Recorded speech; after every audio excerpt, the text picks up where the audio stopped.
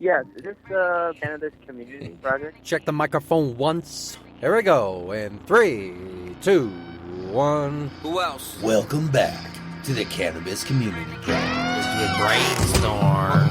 Open up, Colorado. It's 420. Time to grind and burn. Let's go. There's no weirdo in the hood, nigga. Wait. I know what to call You're it. listening to your number one radio station. I am not a prophet, Cognitive dissonance, ignorance, isn't it a little bit ironic how the universe is flat? But we feel like a mile tall atomic Adonis. No higher minds, I fly in the comments, I'm on it. Who is Donald Trump, but all of us don't call it bluff. For arrogance is deadly to youth, like a person with nothing to lose, with deadly tools he can use. Fools, your so-called beautiful truths are predicated, so bald, uneducated, I'm with the protesting, and I question what the professing. Invest the truth is so dangerous. How bad is this world facing down? Hold the root of our economy. Smoking mirrors that consume. I don't wanna be tricked. I think they roll the rules back. Just don't think they're on the attack. Yeah, please move slow. Disperse. There's no show. Turn an ordinary cockatoo commando. I'm resisting your arrest. That's funny. You're the rest. Rip the badge off your chest and expose the worst enemy. This song can get you in trouble. This song can get you arrested. This song can put you in prison. This song can make them panic. Bodies burning, smell like money to me. Bodies burning, how we're selling the dream.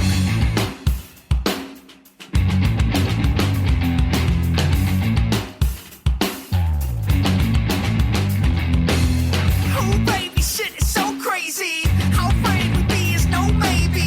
His slavery speech is prevented. Want no part of this shit, get tossed in jail till our fists stop pumping and demand the release of our public. I'm past the fist till I'm broken, and I'm past the point of unspoken. Who's that running the system? What can resist them? Part of restrictions, a policy that invokes that of which the Go ahead and hit me. Straight out of Compton. Yeah, right there when you went to the very end, yeah. But otherwise, you can turn down your headphone amp as needed. But I can, aside from the volume of my headphones, the microphone sounds hot. And it sounds a little buzzy. And it sounds like it's overloading a little. You hear that kind of that end. That's probably just the headphones. It's probably not coming through here. No? It's a not little hitting different. Red? It's a little, no, it's not hitting red. No? Not even coming close. The microphone does not sound as clear as I think it should. I don't know. I don't know, man. All right. 1, 2. Oh, no, I lost my microphone. All together. Oh, there we go. All right.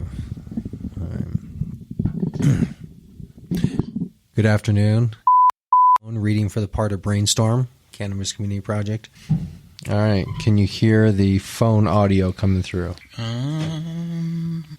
1, 2, test. 1, 2. 1, 1, 2, test.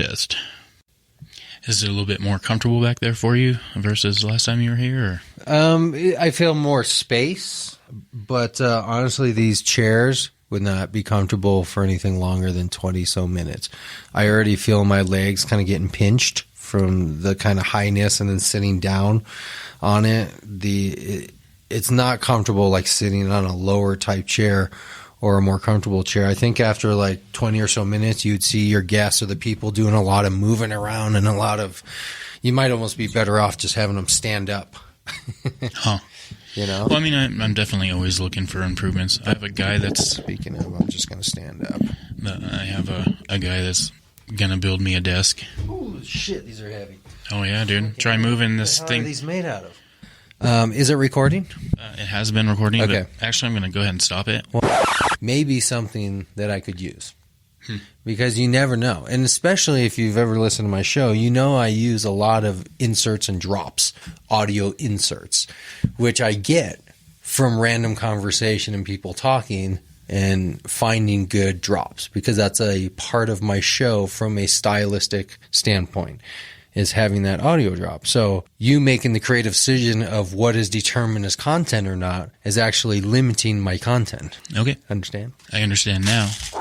Name or something in this window so people know who you are, what you're doing in here? I'm not so sure yet. What I was going to do is I was going to have a newsletter delivered to everyone in the building. Okay. But still, just for general advertising purposes, have at least a plaque on your door that says Zoo Studio or something? Yeah, once we get everything rolling, man. Just one dude. Just one dude. Anyways, I assume we're recording. I'm going to start speaking for various things here. And since I did not take the time to write anything down or plan, I will probably take multiple takes. I'll just self-edit and self-direct myself. So just keep track of audio levels and make sure we're not going hot so it doesn't sound shitty. Other than that, let's do some introductions. Let's do something different this year. So what I do is at the beginning of each year, I will record 5, 6, 7, 8 opening introductions and then use them throughout the year, just interchanging each week all these pre-recorded introductions. And I try to change it up a little bit each year, but let's see what we can extemporaneously come up with. All right. We got Stevie Wonder over here in the house. White Stevie Wonder. Welcome to the Cannabis. You're touching stuff, right? Well, I am now. Definitely now. Go ahead and give me like a roll of what you're planning on doing here. Welcome to the Cannabis Community Project, broadcasting live from the Dang Studios at 3835 Elm Street in Denver, Colorado.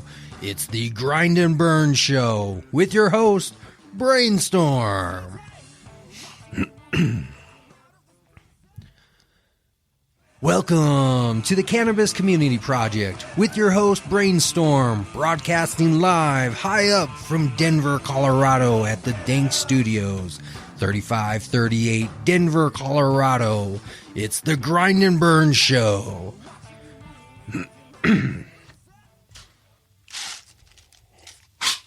Did you grind and burn before you came in here? No, I haven't smoked flower in quite some time. I'm all on the dab now. Just a dab. 100%. Huh. I've cut my expenditures by almost 65%. I've cut my actual smoking time by probably 90%. My high qualities have gone up by 100%. And the residual effects of like having to clean pipes and having ash and smoky rooms has disappeared 99.9%. It's a whole new changing point. So that sounds like a blog post. Oh, I'm so happy I've started dabbing and I've gone to it. I started out doing 50-50 and then eventually I just worked into 100%. Now I'm barely breaking $100 a month in my overall cost, and I'm a daily smoker, pretty much 12 plus hours a day. So figure out how that compares to flower and get some good quality dab. So to break off a subject for one moment, so I've been thinking of names, and I think I came up with one. What? For myself. Oh, okay. Because Syndicate was taken. Yeah, that was Chris. So I was thinking B-roll. I thought you were a Scoop. B-roll. B-roll? B-roll. Like Isn't B-roll. that a rapper? No, that's a B-roll for your video footage.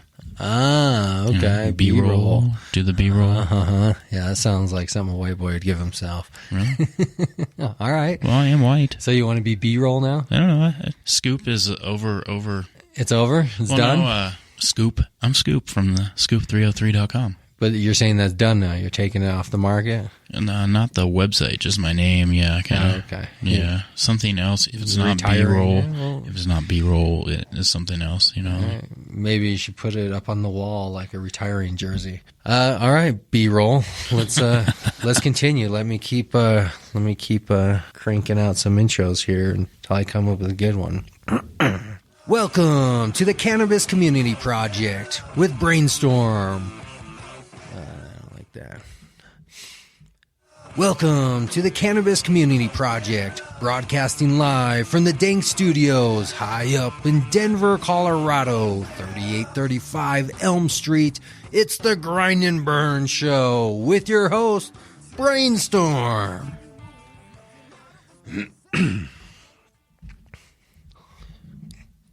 Welcome to the Cannabis Community Project. Welcome to the Cannabis Community Project. Broadcasting from the Dank Studios, it's the Grind and Burn Show, high up in Denver, Colorado at 3835 Elm Street. Here's your host, Brainstorm.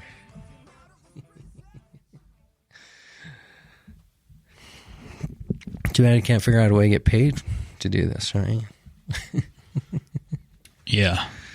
Thinking about specializing in a specific type of media production that I haven't really seen, and I think I'm kind of conceptualizing an original concept of selling to businesses.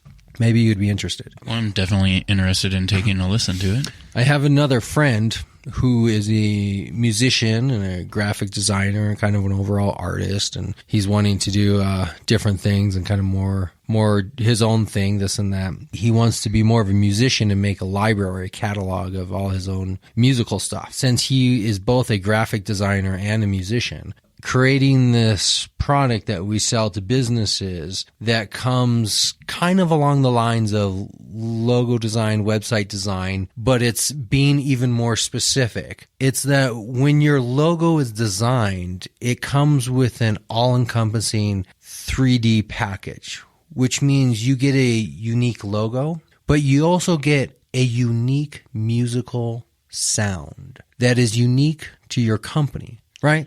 So for like a motion graphic, for like a video entrance, if they have any type of video things, a moving graphic with that sound. Who's this? Bum, bum, bum. NBC, man. NBC, right? With the chimes. Maybe I'm not hitting the pitch. You're not pitching it. Yeah, right? but it's a bum, bum, bum, with the turkey behind it, right?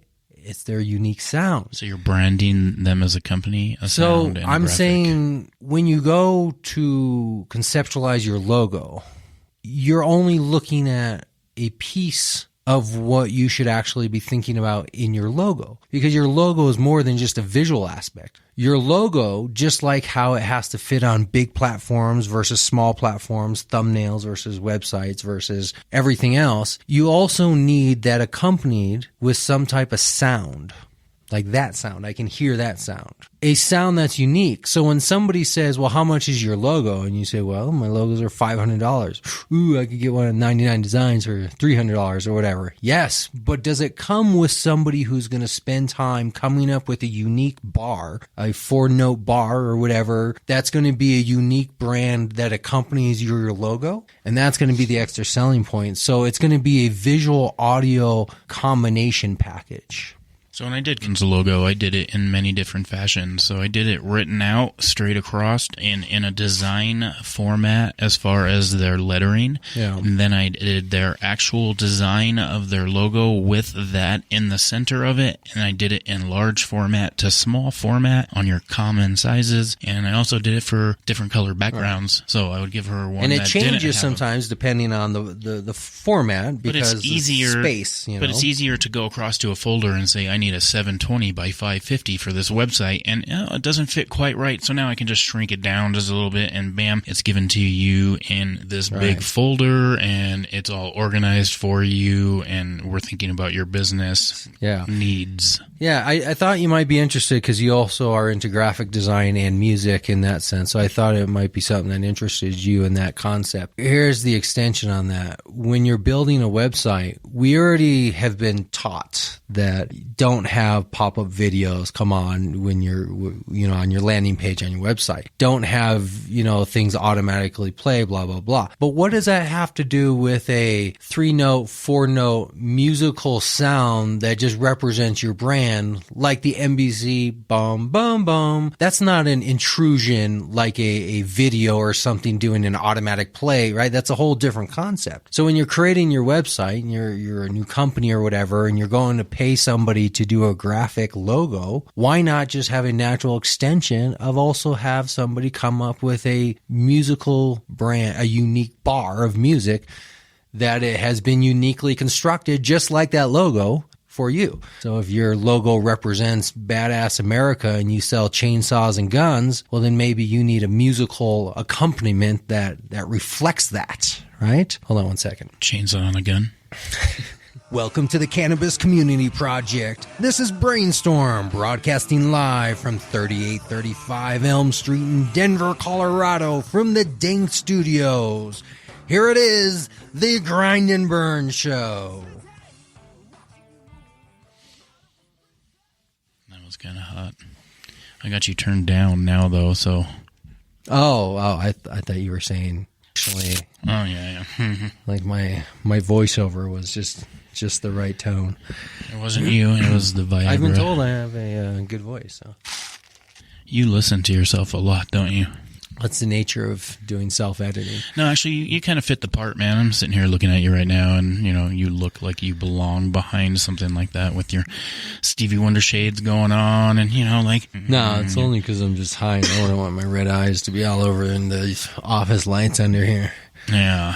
So I told you we should put up little tapestries over the lights to kind of give them a light filter and bring the whole atmosphere a little more down. These fluorescent office lights makes you feel like, I don't know, I feel a little exposed here with all the windows open, big fluorescent lights over me. Right? I do definitely need a backdrop there, probably a backdrop in the front here. Me, usually when I come in here, I feel cooped up in here. If you would prefer me to, I would close the blinds for you.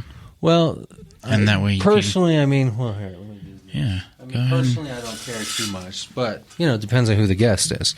I mean, I get some... Here to make you happy. Guess some guests. As an artist, I got to say, it's a sensitive, your environment, your mood. As an artist speaking. As a producer, I don't really care. As a professional, I could do it anywhere. I could be on the corner of Colfax and do my voiceover just as professionally. That's the nature of being a professional, is that there is no barrier to my work ethic. However, as an artist, don't look at me. So I was looking at the Adam Carolla show. I've been watching that a lot on Facebook, and he's using one of the cameras I'm interested in using. Well, you should listen to the full show, the audio version. Yeah, well, I was talking about the looks of his stage. Yeah. So that's more what I was thinking about for this room. Built that himself. Yeah, so I got this guy. He's gonna build me a table. I'm gonna swap him out. I'm gonna redo the menu for his bar and his logo and stuff. And he's gonna build me a custom fit desk there. So you giving me ideas as far as how you're comfortable sitting up high or uncomfortable sitting up high. Those are things I'm thinking in the back of my head of what's the perfect desk space for that. Because ideally, I would like to put 4 people behind there, but I just don't know that 4 people are going to be able to look at each other and communicate well enough with each other. What if you did a skinny table where the table was a little bit longer and skinny so people could still circle and look at each other? Well, I thought about a half circle where because you have 4 microphones and you were kind of battling yourself with your setup. Yeah. Now, after using the Zoom, you understand what I'm saying. You just roll in with that bad boy and 4 microphones and you're good to go. And it has a good quality microphone. This is what I use when I sit at home and do recording. It has a great microphone. So I had to use the Olympus 11. LS11, and that was the first one I bought. I actually tried selling it for many different times, and what I like about it is it's kind of all of them in one. It doesn't have the 4 hookups, but I don't need them, but it has the wide angle, and it comes to a focus like this. So if I'm doing a shotgun scenario, I have a shotgun mic, and it has a line out, so I can run it into a camera, I can run it into a mixing board. I don't really need all the tools I thought I needed before. Only thing I don't like about that is you can't do pre-equalization. So I do like that it's track by track, so that you could go back and mess with someone's voice if it was way too jacked up, and then mix it down in your software, which is more time consuming. But I mean, if you're trying to put a quality podcast together, how far are you willing to go? If you're getting paid, especially. But I did a lot of looking into the transcription. That's a needed service, man. Like you want to give transcription? I want to transcribe for myself. So I was looking at the Dragon software. Yeah. Because any of my shows are going to be transcribed, and all of them should be, and that's a service for people. No one wants to do it. It's $60+ an hour. That other thing that I was thinking about was the JK Audio, the Blue Driver. Because it actually would take everything from the mixer and send it back to your phone. So she would be able to talk to multiple people, and you wouldn't need the phone right there. The phone could be over here or wherever. We're going to do it through Skype. No, dude, look at Zoom. I'm telling you, Zoom actually records it. Zoom does a lot of things that Skype doesn't. I've been using it a little bit now. Skype records? Yeah, but the service is better, man. I'm telling you. And then you can actually do it. It is up to 40 minutes. But it has screen shares, and I know we've talked about how long someone listens to a show. I always thought... But that's limiting. I mean... Well, there is a payment You should Right. check it out at least before you make any assumptions about that. But the thing with using Skype is just the pass through. I'm still recording on my chip. Skype is just the pass through. Yeah.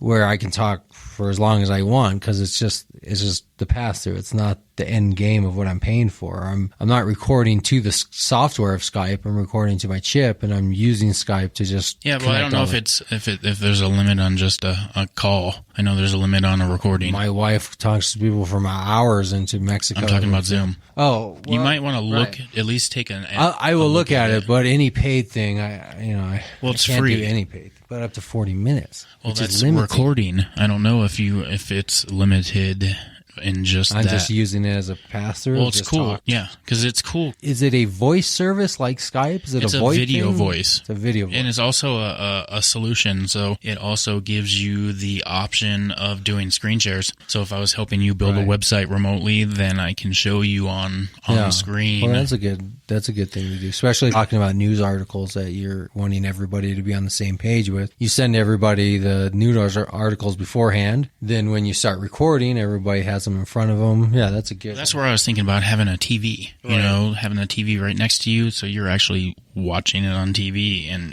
you can video that too. If we were talking to three people on Skype, it would be nice to look at them and know who's talking and all that. So, thumbs up or thumbs down for having the board? Just sit there? Well, no, I mean, can't you use it for show notes? Because actually, they got the paper that comes down there too, so you could use it every time for like show notes. You know, like if there's any notes or anything that you need. See, I was thinking that's where the TV would come in, and you would use your phone or your iPad and put your show notes up where you can see them. Hey, remember to ask her this question. I mean, it's a good idea, but I don't know if I would really want to take the time to be manually writing out on a big flipboard. Kind of where you do use the piece of paper. But that's not how I do it. I would do my show notes on my computer, and then to put them there, I'd have to write them. But if we could use the board as a screen and project like a transparency or from a cell phone projector, or so, those little projectors they have nowadays, that would be easy because the reality is I'm going to be doing any note taking on my computer. I'm not going to really. Do you have an iPad?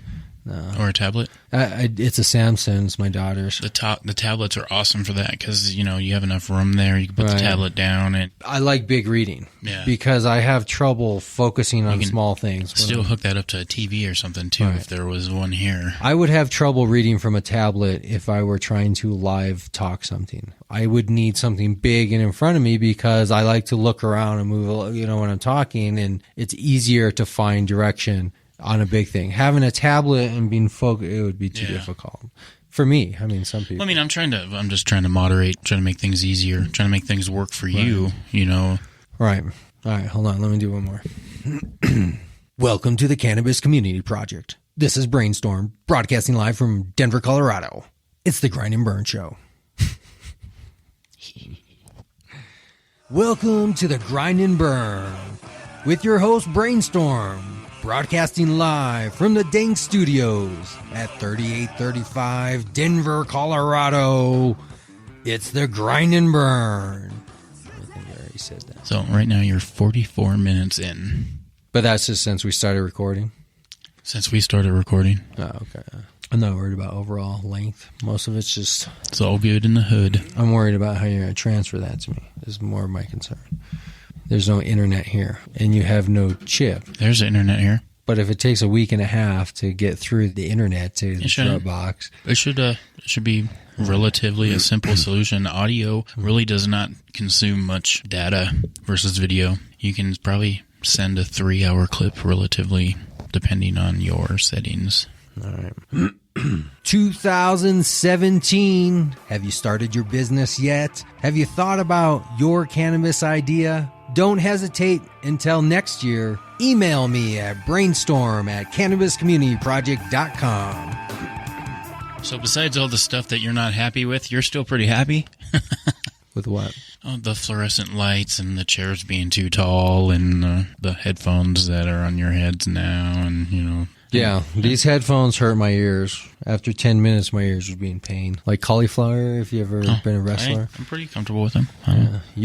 It's a placebo effect. Yeah. You bought them, it's your equipment. Well, like when when I become a rich podcasting superstar. Well, you know what's weird is that it's not really about that, because these the same $20 headphones you these had. $20 headphones, They're the same headphones that you had, man. these $20 headphones for an extra $10 could be upgraded to just a wide mouth earphone. So, do you want to buy a couple sets of headphones? Because I already invested the money in them. Unless someone's going to give me, I don't know, let's say $15 a piece or $10 a piece or something. See, that's called the fallacy of sunk cost. That you believe you have so much money invested into something, you have to just keep going forward with it. That's how most gamblers end up losing all their money. Yeah, that's why I'm not throwing anything really more at it except from my pocketbook. Nothing has come out of my pocketbook in a while. But see, that's what I'm saying. It's a fallacy. The fallacy is you believe you have already invested into this, therefore you have to stick with it, because by changing gears, you would be losing money or something. No. What I'm saying, though, is I don't have the money to invest let's say after taxes and everything, $200 for 6 pairs of headphones. Why do you need 6? Because I Why have do you 6 jump microphones. to the extreme of, if you're going to do something, this is what it would be? How about start off with, have one, how about just buy one? Well, right now I have 5. So, because I had 4 microphones and a producer. 1, 2, 3 shitty microphones and 1 decent pair of microphones. So why not just buy one headphone? Because those I got for free. All right, so why not buy one for $35, a wide mouth, and then you'll have 2. So when a guest comes in, you have at least 2, because most of the time it's going to be a 2 or less person show. I get that, man.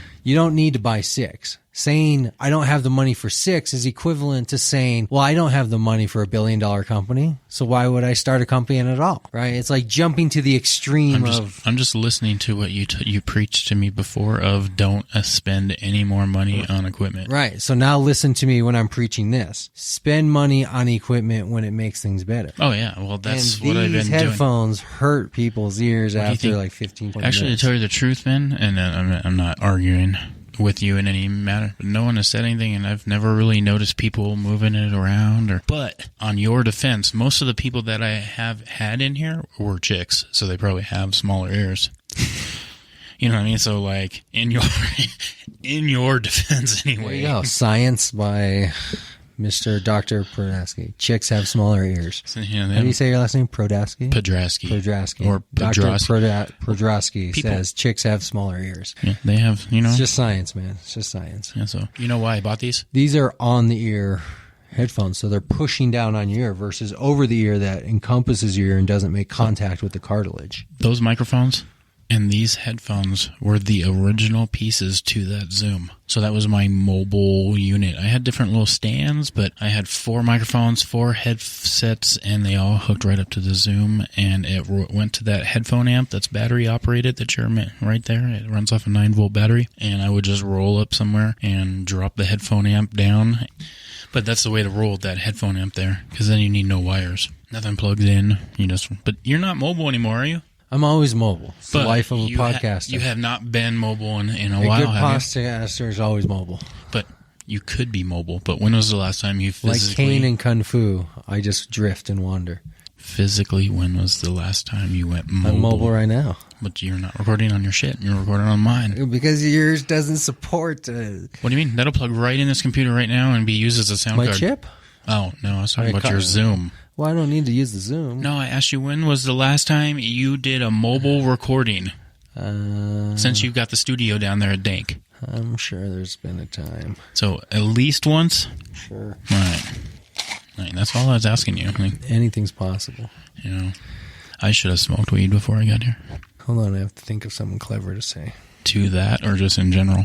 No, for my intros. Hold on. It's not easy being clever. Have you heard a business that inspires you? Have you thought about starting your business idea? Make 2017 the time of now. Don't be a one-apreneur, be a canapreneur. Contact us at the Cannabis Community Project. Contact me personally. Brainstorm at cannabiscommunityproject.com. I need a writer. To the grind and burn. I need somebody who can write. A script writer? Yeah, in general. I mean, just somebody who can just put a stack of shit for me to say in front of me. A stack of shit for me to say. Yeah. All right. Somebody who comes up with ideas, writes them down on a piece of paper, and pushes them in front of me. And we're going to sell that sack of shit. It's all in the delivery. It is on the delivery. Have you ever seen a business or a product and thought, what a sack of shit that is? I could do a better job. Well, let us help you get there. Make 2017 your year of cannapreneurism. Contact me directly. Brainstorm at cannabiscommunityproject.com. Dun, dun, dun. Thanks for the idea. Hey, ideas just flow from me. I really like this Kickstarter thing, man. I'll tell you. I've talked to a couple of inventors now, and I just feel... So you want to do a show that just talks to people who are in crowdfunding campaigns? That have ran a successful crowdfunding campaign on an item that they invented. Okay. So, and what was their little story of it? Like what made them go to Kickstarter? Why do you think that product? Yeah, sounds like a great idea. And are you going to host it? Oh yeah. When are you going to do it? Well, I already have one done, and I have another one coming at the end of the week. I'm hoping on Friday. Who have you talked to? So I've talked to a lady, and she designed it's a design pattern that goes on things. Is she local? Everyone's going to be local. So the one I really like is this guy. He made, I told you about the boat, the backpack boat. Yeah, the canoe thing. So he actually just invents things. So he has run several different successful Kickstarter campaigns, and I actually just sat and chatted with him for a while, and was a pretty smart dude. Can't wait to get to Sounds like a great idea. You like the concept of the show. I like the concept. And keeping it all Colorado. That I'm ambivalent. I mean, it's easier to get you down to the studio. That's the one thing I'm actually wanting to shift more towards is... Virally? I don't know what that means, but I'm wanting to shift more towards just talking to people over the phone and doing all my interviews, phone style, even if they are local. Having people in the studio is good, but I've noticed it's not necessary. And I actually have noticed I get better conversations out of people on the phone because they're usually in their environment. They're comfortable. They're comfy zone. They're not staring at me and a bunch of equipment, and they're not feeling that pressure of being recorded. I've gotten better conversations out of people just over the phone. So what I need to do is just have really good, clear phone quality. It's so limiting to say only Colorado, or because what if you have a really cool idea or person in a different state that would be cool to talk to? I think if you're talking about successful crowdfunding campaigns, it should absolutely be national, because there's a whole origin of a story here that starts in 2012 when Obama signed into law the National Jobs Act, which allowed in that a provision that allowed this crowdfunding aspect to take place, which crowdfunding in the sense that we're talking about some different things here. There's Kickstarter, which is a form of crowdfunding, but Kickstarter is a donation site where you give your money and a donation, and the expectation is you may or may not get something in return. Incentive. Which is very different than a crowdfunding site where you're raising money to sell shares of a company, where people are investing into you to buy shares of a company. So the Jobs Act in 2012 allowed this explosion of crowdfunding to take place because it gave concept to the idea that you no longer had to be an accredited investor, meaning there's a technical term being used there, accredited investor, which means you have to fit into a very specific demographic of how much money you make, what your net income is, your net worth, and all these things to be considered an accredited investor, where you can actually invest in companies and sell your company to other people to invest in. What the Jobs Act did in 2012 is it allowed for this concept to come along where people could put an idea online and ask people to invest in their company for micro shares of company, to say, hey, give me $500 and I will give you 0.0001% of my company as a shareholder, which is different than somebody saying, give me $50 and when the product we are wanting to prototype goes live, you'll get a product of that. That's a very different concept. So Kickstarter allowed for the national attention to be drawn to this concept that individuals can fund their own campaigns. Indiegogo, GoFundMe, right. That type of... But those things are piggybacking off of the Jobs Act that allowed for the actual companies to do something that could never be done before legally, which is offer their company to ownership to unaccredited investors. So there's a whole story that can be told about crowdfunding that you could really dig into. You could really investigate and bring forth these stories, which would give so much more meaning and significance when you talk to an entrepreneur who successfully successfully funded a campaign, you would be filling it in with all this backstory like a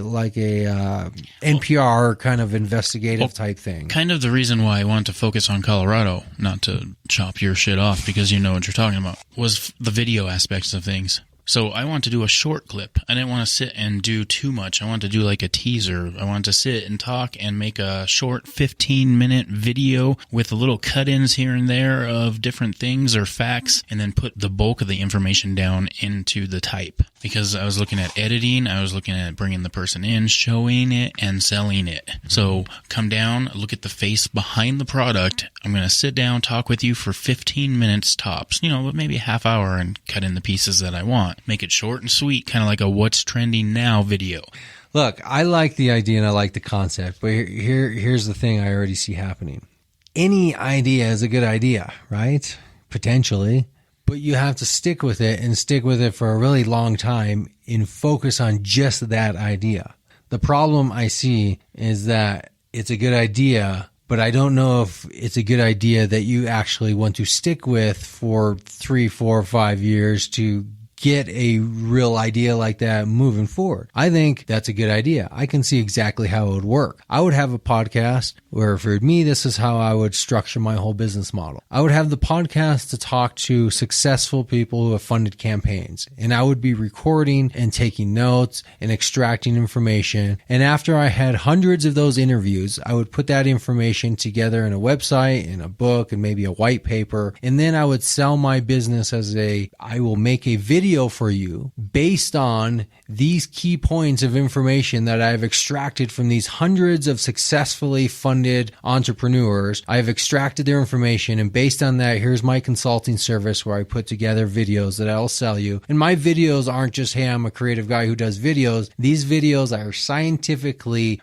based on the information that over 200 successful crowdfunding campaign people have talked about. And this is the information we are using. Here's the white paper that I've written on it. Here's the information. Here's the backlogs of all the transcriptions where you can go through yourself, all the raw material if you want to try to see the raw conversations of information. I've extracted it. I've boiled it down to either something on the website or a book or an article, and then I'm reselling it in the form of the media production. And the media production is backed up by the whole selling point that it's not just, hey, I have a creative idea how to make a crowdfunding campaign. It's here's a crowdfunding campaign based on X amount of interviews. Become an expert by interviewing people that have launched their own thing. Being a creative mind, you figure out what they're doing and you put it as an option that I could do for you if needed to help project project meaning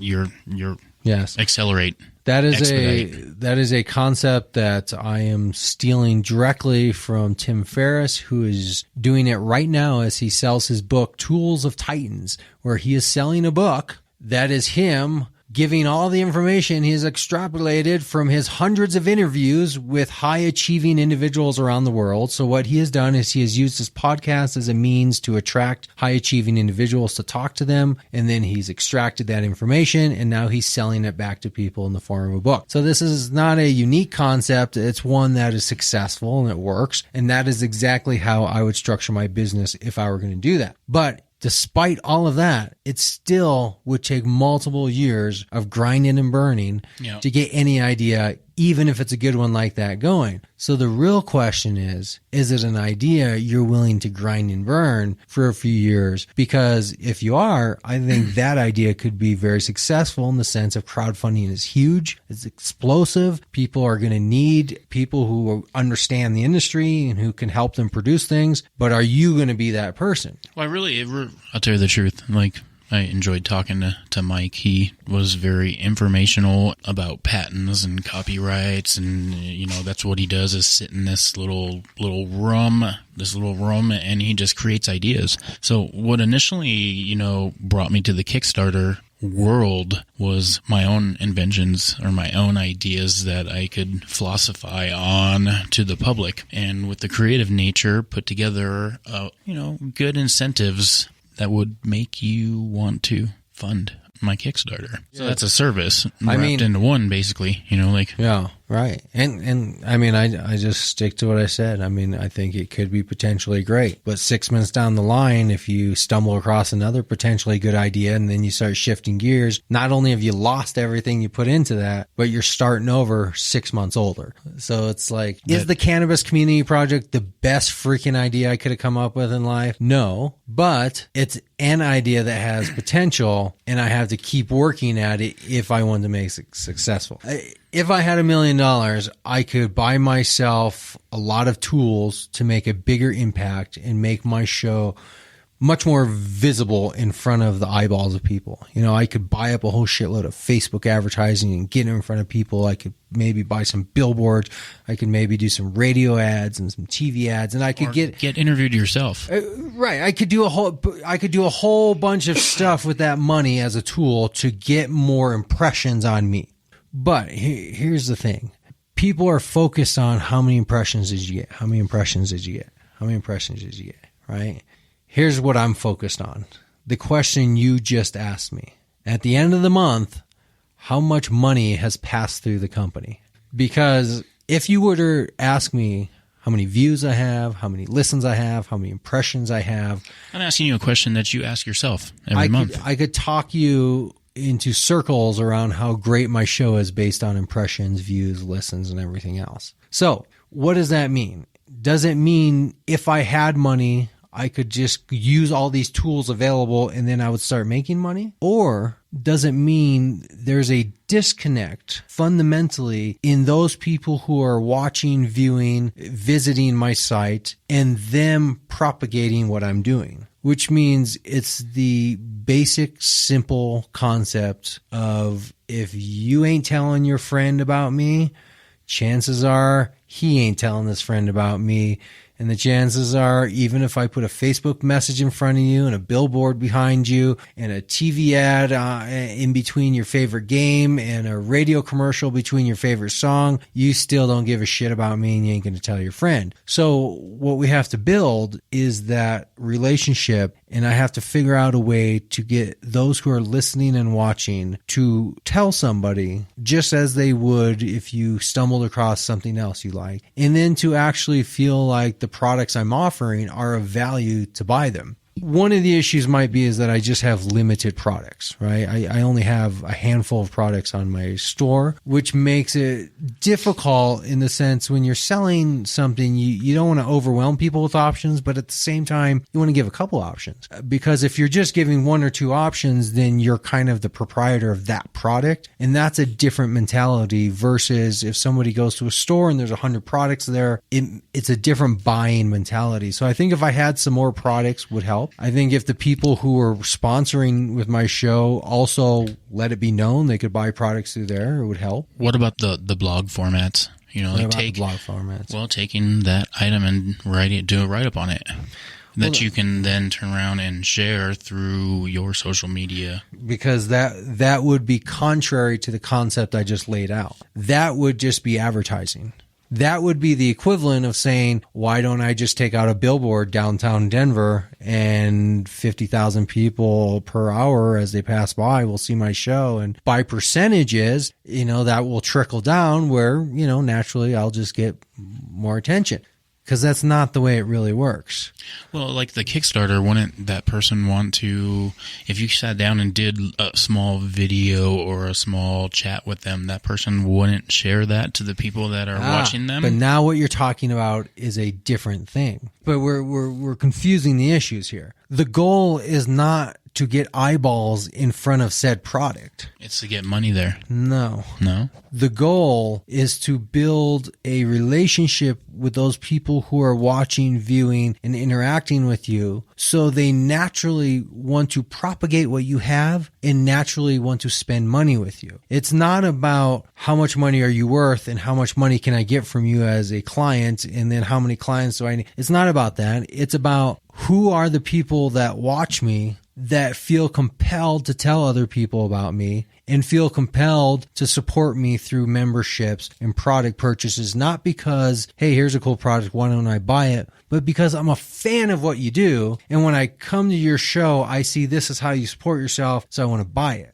That's an emotional connection. Writing a blog and circulating it is not an emotional connection. That's advertising of just simply saying, hey, look at my poster. Look at my poster, man. But doesn't that draw people in that want to get to know you better? But falsely, because it's the equivalent of this, right? It's the equivalent of simply saying, if I had the tools of money, the ability to do all the Facebook advertising, the ability to do billboards, the ability to do magazines and radio commercials and TV commercials, then what I would do is I would naturally get exposed to more people, and then by percentages, those people would find me.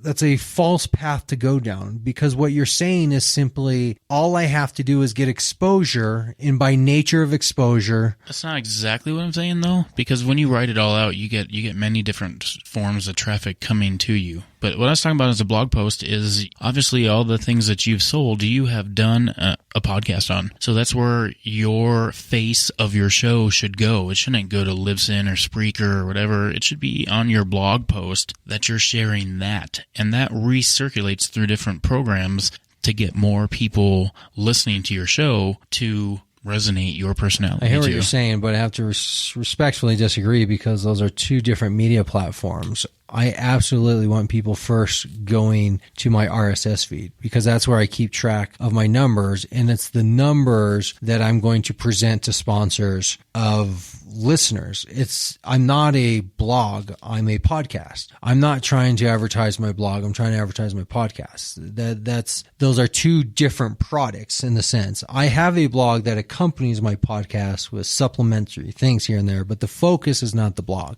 The focus is the RSS feed, because the RSS feed is where people find you. Just as all of the people I listen to on podcasts, I have no idea what their websites look like. I didn't find them through their website. I didn't find them through the internet. I found them through RSS feeds, searching for podcasts and shows and categories and topics, because it's a podcast. So other people who are out there looking for podcasts, I don't want them going to a blog page, because that's a whole different media platform. If you're looking for a listening podcast, I would be frustrated if I was transferred to a written visual blog that was talking about products versus the actual content of the show. So the thing I'm trying to avoid is making the product the purpose of existence. Right? It's like I don't want to exist simply because I have a product to promote. I want to exist because I have things I want to talk about, and the products help keep that alive. But it's an afterthought. It's always an afterthought.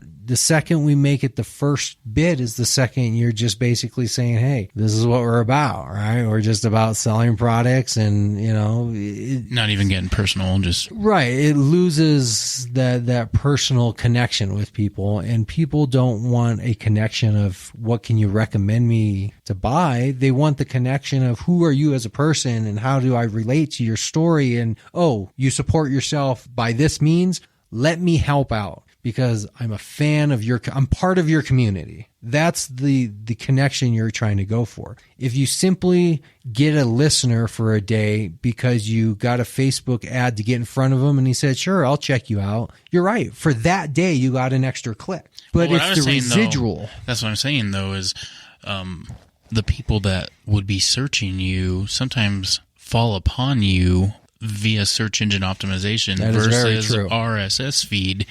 And the more people that you can bring to that and utilize for free, you're advertising and not spending any more time on it than you have to, putting it all in one for you. So now you can say, well, here's the link to today's show. And at the bottom, we have the junk box. And we just talked about the junk box for an hour. And, I'm just throwing stuff in there. Absolutely. Which is not to say it's one or the other, right? It's never a black or white type situation. Well, I have a website. I have full social media. I have a blog. I have shares and daily interactions that I do. I do that for that purpose of trying to maintain a search engine capability from a non-RSS feed search. That is true. I mean, you don't want to neglect one or the other. Well, just because people consume media in different ways. I mean, some people read media, and that's what they do. They hit blog posts. Some people listen to it. Some people want to sit down and watch it. Some people want an option, audio versus video,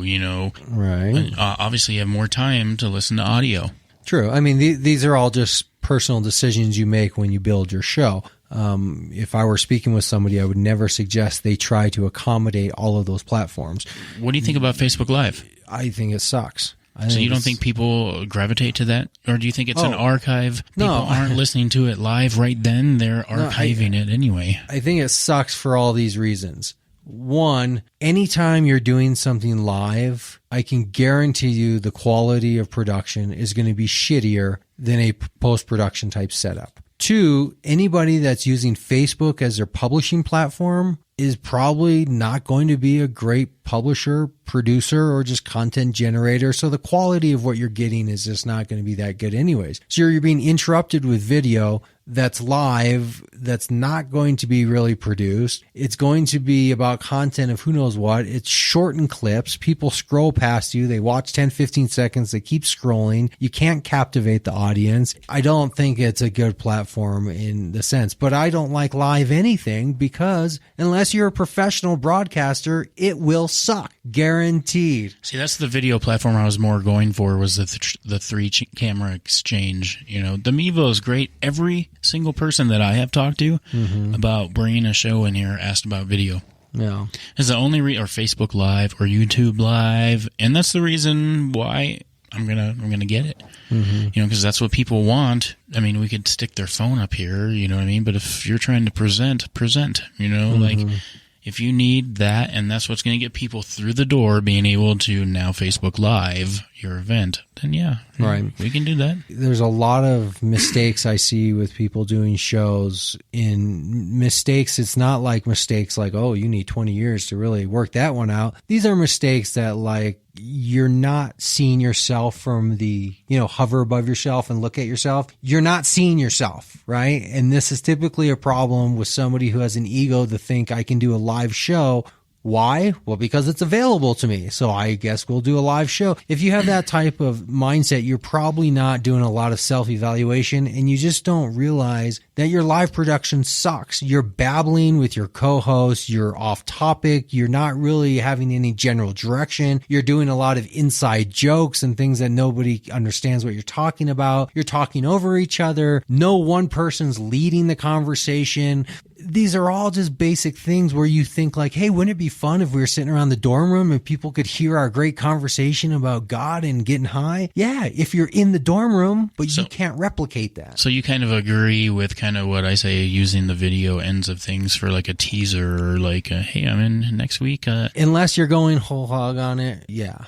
Well, that's where I was really just focusing more on you like the what's trending videos. You've seen them. You know what I'm talking about. Yeah, I watch a lot. What's trending now? Yeah. So it's short. It's to the point. It's, you know, it's not just, you know, they take a little B-roll. I like information. I don't care about length. I like information that's quality. So would you say that's a quality media source? I will say it has nothing to do with the length. I say it has to do with quality of content. I will watch things that are an hour, 2 hours long of good content, and I will watch things that are 30 seconds long because it's good content. But if it's shitty content, I won't watch it, even if it's short and choppy and snazzy and has good, you know, fast cuts and smash cuts and all the cool editing techniques. If there's no actual content being delivered there, I won't watch it. And that may just be a personal thing, because I understand in the world today, a lot of people don't need quality content. They just need something in front of their eyes and they're satisfied. The more the shock value versus, you know, fights versus information. You know, like, right. I want to see a riot. I don't want information. Right. You're not going to I will never host a website of just people fighting in the street. Although I do understand those are huge popular sites that probably make a lot of money, and right, but I'm not going more for the brainless jokes, type pranks, jokes. I like funny, but I like quality funny. I don't like stupid funny that has no funniness about it. So it's like anything. More stupid, not funny. Well, I even like slapstick comedy, but if it's quality slapstick comedy, you know, it's like just, it's not about good or bad. It's about quality, you know, because good or bad is opinion stuff. You know, do you like Jim Carrey? No, he's stupid slapstick comedy. Well, that's an opinion, right? Does he produce quality comedy movies? Yes, he does. Regardless of your opinion of his personal good or bad, is he funny? He produces quality content. And that is reflected by, I think, most of his movies. Probably number one or higher up on the list than sometimes people prioritize. This is the distinction I'm trying to make, is that when you produce a show, there's two things we're looking at. We're looking at the opinion side. Like, do you agree with the topic I'm talking about? I'm doing a cannabis show. Do you agree with that? Yes or no? Well, that's one aspect we're trying to balance, right? Yes. There you go. You passed the test. Then the other aspect we're passing is, even if you didn't agree with the topic, could you watch it and still say, well, this is well produced and I can at least get something from it? And this is the key of a good documentary, right? If you watch good documentaries, you could watch it on any subject and walk away feeling like that was good. You I gained learned some something. information, yeah. Even if it had nothing to do with your topic of interest. So when you're producing a show, too many people focus on the good bad. Like, street fights with homeless people. Whoo, people love this shit, bro. Let's do this kind of show. We'll videotape a bunch of people fighting with homeless people. Yeah. Right. So they're focusing on like what people personally like. What they're forgetting about is that the actual production they're putting out on YouTube it just sucks. It looks like people walking around with a shitty camcorder and just being dicks and walking up to homeless people. There's no quality. Or a telephone or your cell phone.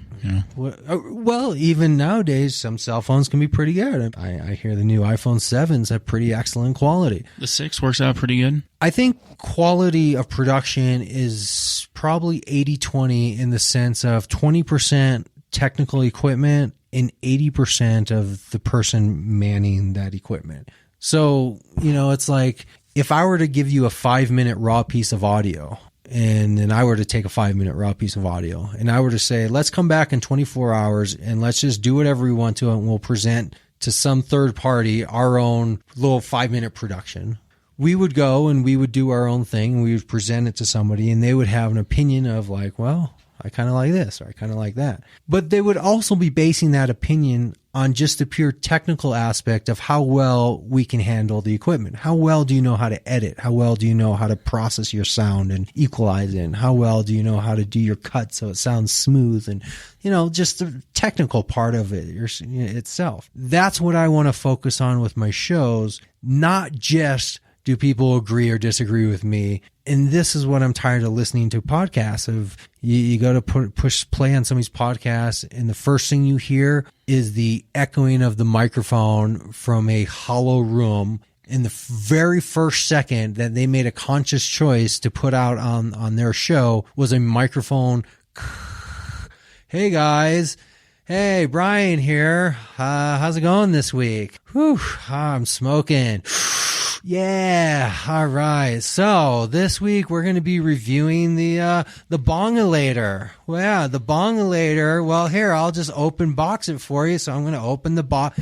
It sounds like some dude in his living room literally talking into a camera to upload to YouTube. That's fine, if that's your intent. My intent is to make a quality production where people who maybe disagree with my topic of cannabis might listen to the show and go, that was actually, I kind of learned something there. And, they actually had a decent conversation and it sounded good. And I didn't quince from the hissing of the microphone and the cutting out. There was some technical production there that allowed me to listen to it. And that allowed me to be open to the content. So I have no idea what we were talking about, but I think you asked me and I think I said it sucks. It all sucks. Oh, live, Facebook Live. Facebook Live, yeah. Right. It all sucks. The only thing that doesn't suck are professional productions that put their stuff Adam out Carolla show. He's a professional production. That's what I'm saying, man. Millions of dollars revolving around his studios, and he has 15 plus people working with him to make that show sound as it does and have all the accompaniments like the video and stuff. However, you're saying it's not a one-man show? He started out as probably a two-man thing. He started out with his laptop in his house, and then he recruited people he used to work with from the radio station. He took over after Howard Stern left. Worked his contract for like a year or two and then got fired. Went into his basement, opened a laptop, uploaded an episode, got like 50,000 downloads. So he decided, maybe I'll keep going with it. Asked a couple of his friends who he used to work at the radio station with to help him out with production, and it grew from there. And now he has a full-blown, I would say a full media company. He does documentaries, he does film, he does 9-12 different podcasts. He has a TV show coming out on Spike. He has a full media production, and it all started from that little genesis of just starting with something that people gravitate to. Joe Rogan, same thing. Turned on a laptop, him and Red Band, working from a shitty laptop microphone, just having conversation. Thousands of downloads. Maybe we'll keep going with that. Now he has a full media production. He's in a full studio. He has, help and it's a full thing. Sure, SM7B microphones. I had 4 of them microphones. The point is you start small and you grow. You start small and you grow. And it sounds simple, right? It sounds like, oh yeah, it makes sense. But you'd be surprised how much time you waste talking to people who are unwilling to start small, because that's where you work out the fundamentals of what are you doing? What is the model of your show? If you're talking about media production, doing a show, what is it? You only work that out by sitting by yourself or with 1 or 2 other people at the max and working through those itty bitty gritty details and producing something when you have nothing, and then grow it into a full production. That's the only way it's going to work, at least from a psychological standpoint. Obviously there's people who are successful right out of the gate with things, but if you base your life on people who win the lottery, then you're looking for failure. Don't base your life on, hey, he won the lottery, so maybe I can too. Base your life on, nobody's ever going to win the lottery. This is how we should go about life, despite the fact that some people win the lottery. So if you're going to create a show,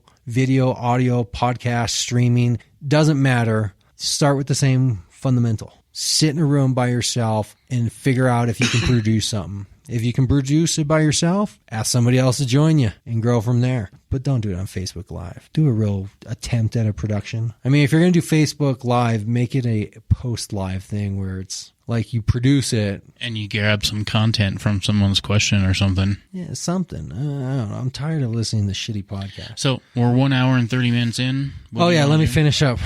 Considering, I'm guessing you're not going to use most of anything we talked about for shows, but you never know, whatever. Man. You never know. That's the thing I'm saying. And you got to be careful if you're in the position of creative content control, because you don't want to be deleting stuff without thinking about, what are you deleting? You never know, especially the show. What type of show do you have? Like I was explaining, I have a show where I use a lot of audio drops. Where do I get those audio drops? They come from all over the place. You never know where they come up. Oh, yeah. Just like that. That could be an audio drop. Right? You never know.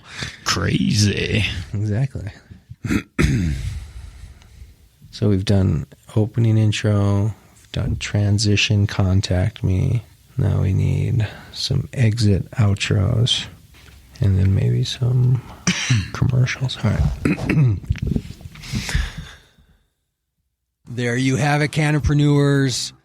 2017 starting off strong. Follow us on all the social media, Facebook. Shit, now that we're talking about all that stupid social media, I can't remember what social media I'm on. I was going to say Facebook Live, but I'm not. Twitter, Facebook Live, YouTube. Follow me on all the social media, Twitter, Facebook, even YouTube, Mass Roots. I should really write stuff down. This is why I need a writer. Sorry, I'm going to cut this for a second. See ya. Don't cut it off yet. No. It'll mess up the file when you send it to me. What do you mean? I don't know. Just something will happen. I don't know. Just don't cut it. There's no reason to cut it. We're not inserting anything. Thank God, because there would have to definitely be some type of revenue exchange going on here. I can't stand behind you for that long. There you go, Cannapreneurs. Thank you for listening. Make sure to come back next week and join us for another packed show full of guest information, music, and maybe even a little smoking. Now, that sounds kind of dumb. Come back.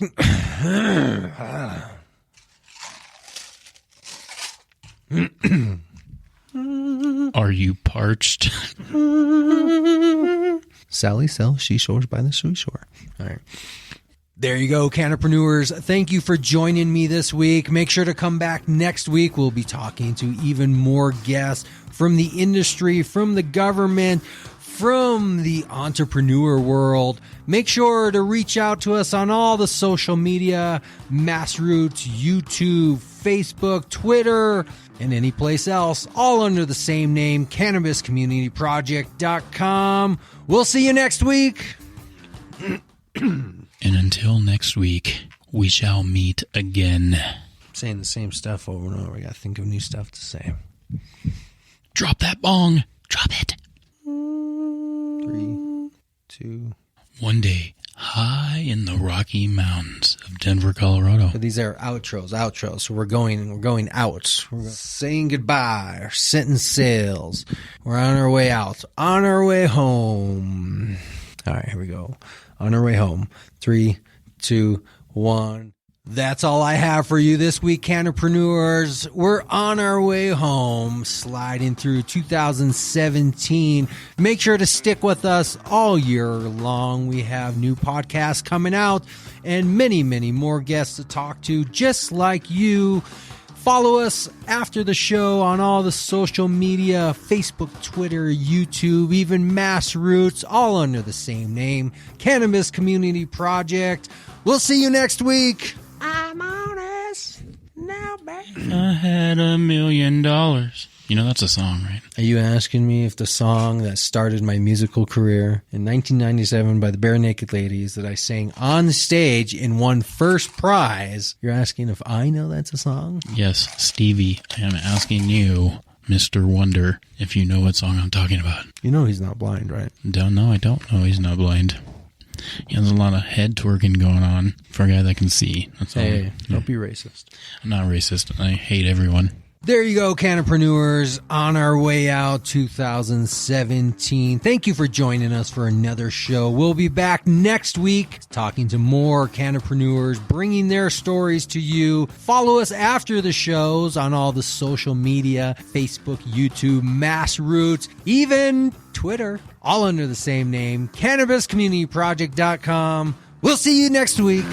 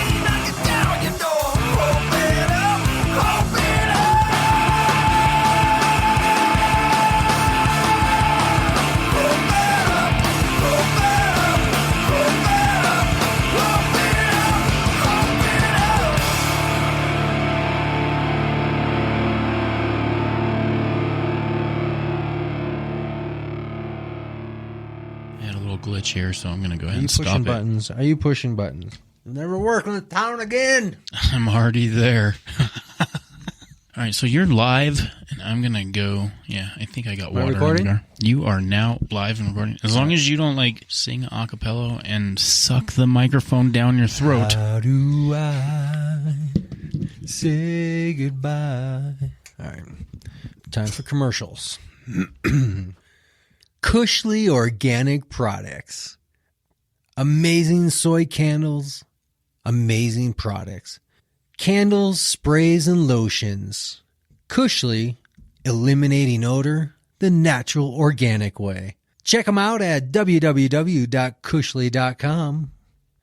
Are you still smoking flower? Stinking up the house? Having your neighbors wonder if there's a skunk outside? Try Cushley products, the natural organic odor eliminator. Lotions, sprays, candles, and soaps. Cushley will eliminate all of those organic smells. Cushley, www.cushley.com. Hey, Cannapreneurs, I want to tell you briefly about a very close company to mine, Cushley Products.